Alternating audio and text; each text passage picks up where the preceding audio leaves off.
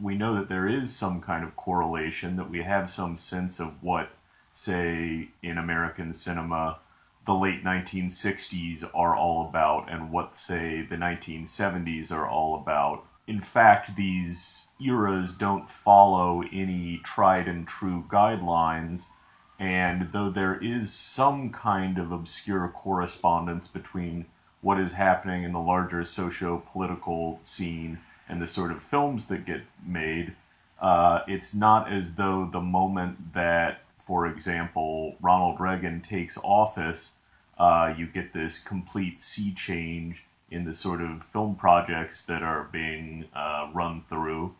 It's a very human impulse, though, isn't it, to kind of pigeonhole things from a certain era just by dint of their year of release as narratively similar. And I wondered if part of your thinking was to try and, I guess, debunk the stereotype of what we think 80s cinema is, the kind of typical example being a John Hughes movie or a Steven Spielberg film. Yeah, I mean, I think that's definitely the impulse behind this season of programming, is to highlight the fact that there is an enormous amount of filmmaking activity in the United States, and the programming this season is just really the tip of the iceberg. An enormous amount of programming that doesn't correlate to certain sorts of films that we think of as being classically 80s movies. And I should say, I mean, with regards to sort of debunking that impulse, I'm completely susceptible to it, as I think we all are to a certain extent. Like, I certainly am inclined to think of certain films as being 70s style movies, regardless of if they were actually released in the 1970s. I mean, I think Ivan Passer's Cutter's Way is one of the instances that I point out of a movie that, though technically released in the 1980s, feels to me completely to its marrow 1970s. This, for instance, is a tomato. Food, huh? Yeah, I remember food. People used to have to eat it during Prohibition, didn't they? Occasionally for days on end.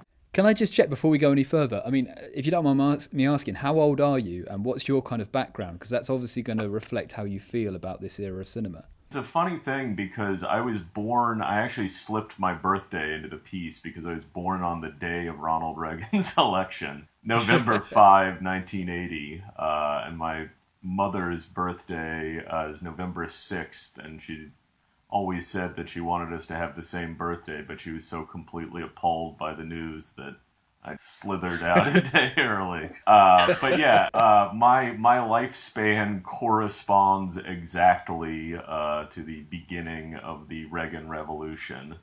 I enter the world at the dawning of Morning of America. There's a kind of broader point to the piece as well. I just wondered if I could just quickly read you a quote and get you to respond to it. This is from the piece itself. It says, "The once essential act of social distinction through subculture identification dwindled with the internet's partition-busting presence." And that to me felt very important, that these films, both of the kind of the mainstream and the counterculture, were being released at a time when people would still have to, I guess, seek out other fans. And it wasn't easy to be into many things all at the same time. And the internet seems to have made us fans of everything, and there's no shame or distinction in that. Does that make sense? And how do you feel about that? It's funny because I was writing shortly before this piece something with regards to Steven Spielberg's Ready Player One, which is a movie that, of course, is very, very steeped in the pop cultural detritus of the 1980s, and was writing really about this same subject, the idea that the internet and the coming of Web 2.0 is really the point at which you get this breakdown of a dynamic which is basically driven the way that we think, at least in the United States, and I think in the West as a whole, this dynamic that's driven the way that we think about culture, which is this sort of dichotomy of a mainstream and a counterculture, or an other culture, an underground. He's just doing it to get a rise out of you. Just ignore him. Sweets? You couldn't ignore me if you tried. And I think that basic oppositional dynamic, I don't know if it breaks down entirely, but it's certainly really complicated by the coming of the internet. The fault lines are really showing through the 1990s, and I think definitely once you reach the threshold of the 21st century, it ceases to be a really effective way to think about culture. But I think the 1980s do look, from at least this vantage point, like the last hurrah of a really purely drawn which side are you on relationship between a mainstream and a counterculture. I wonder if part of that, I mean, I was born in 1983, and I wonder if part of that we weren't really there at the time can make us more nostalgic for that era than would seem reasonable in some ways, because you start your piece with a quote from The Replacements, the 80s alt-rock band, and then there's other bands similar to them. I could say someone like Fugazi, who built themselves a career and almost a pop career out of nothing and handled themselves, and there's a kind of a real sense of pride in being fans of those bands because of what they are seen to represent, even if it's sold on a wider stage. Well, I mean, we're all, I think, doomed to a certain degree to run the hardware that we're handed at birth.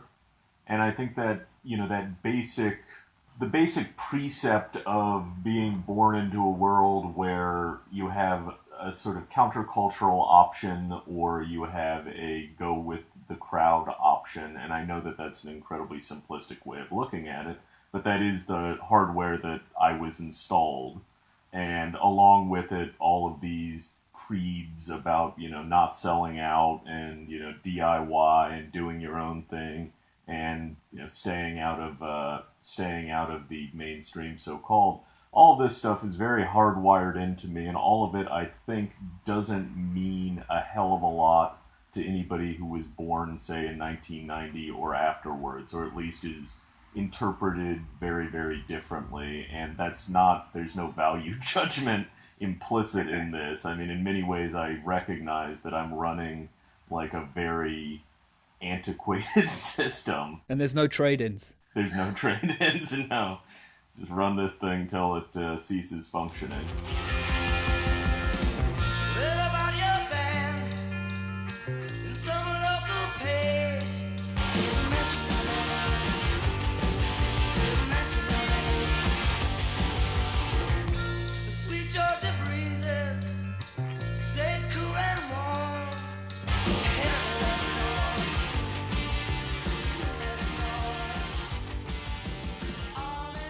I wondered if one of the positives of it, though, was that it seems like, particularly in the way that we write about culture now and write about film, there's less of a formality to it in many places, in that it's understood that film never did, but perhaps more so than ever, never stands alone and is part of other media around it. And I'm thinking about people like, I guess, Sam Donsky, who writes very much about crap pop, but in a serious way, in a way that's very considered as well, despite being kind of lighthearted. And that, to me, couldn't have existed at any other time. You need the internet to get that kind of voice to even resonate with anybody. I hope that that's actually the case. I think the very nature of being dependent on the internet, which most of us at this point to some degree are, kind of rewires your brain to do a different kind of thinking, which is very much a hot-linked kind of thinking, which allows you to make, I think, these sort of sharp parallel moves that might not otherwise have occurred, because you can move so fluidly from one thing to another while browsing. I think that can't help but influence the way in which criticism is written or the way in which we think about culture.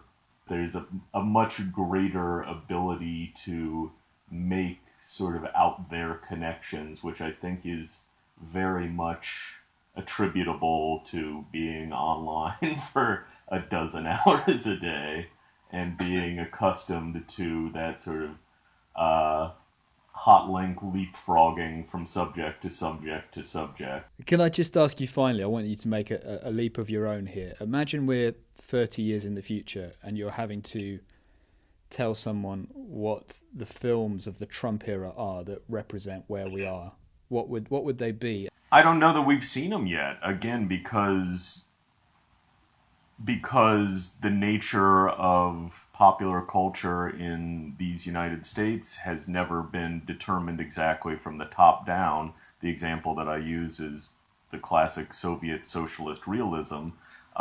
Certainly the political atmosphere of the country seeps into films, but it's not as though the moment that Donald John Trump took office, took out a big rubber stamp and signed some documentation determining what the content of motion pictures in the Trump era will be. In hindsight, I could say that, I don't know, whatever that piece of shit movie starring like Navy SEALs as themselves was predictive of Trump, or I don't know, or that No Country for Old Men reflected a increasing dis-ease with our neighbors to the south, which is a harbinger of wall building. Sounds like you're building up to your next piece, Nick. Yeah, no, if I write this, come punch me in the face. Nick Pinkerton is a film writer. His new piece for Sight and Sound on the Other Side of the 80s is in the next issue, and the Other Side of the 80s season runs throughout May at the BFI South Bank. Nick, thanks so much for taking the time with us. Yeah, total pleasure.